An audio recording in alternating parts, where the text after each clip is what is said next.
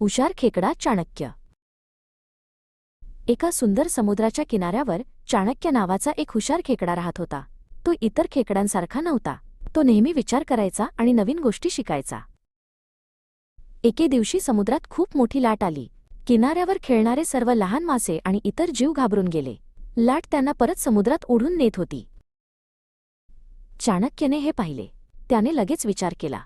त्याला एक रिकामी नारळाची करवंटी दिसली. तो पटकन त्या करवंटीजवळ गेला आणि त्याने आपल्या मजबूत नांग्यांनी ती करवंटी वाळूत घट्ट रोवली. त्याने एक लहान बोगदा तयार केला. त्याने लहान माशांना आवाज दिला, लवकर या, इकडे सुरक्षित राहा. सर्व लहान मासे पटकन त्या करवंटीच्या खाली लपले. मोठी लाट आली आणि निघून गेली, पण करवंटीच्या आत सर्व मासे सुरक्षित होते. लाट ओसरल्यावर मासे बाहेर आले. त्यांनी चाणक्यचे आभार मानले. चाणक्य, तू खूप हुशार आहेस. तू आमचे प्राण वाचवले, एक छोटा मासा म्हणाला.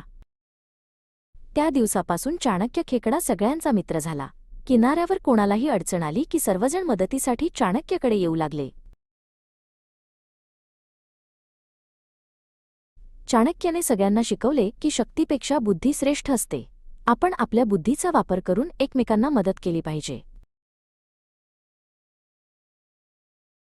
आणि तो हुशार खेकडा चाणक्य समुद्राच्या किनाऱ्यावर आनंदाने राहू लागला, नेहमी मदतीसाठी तयार.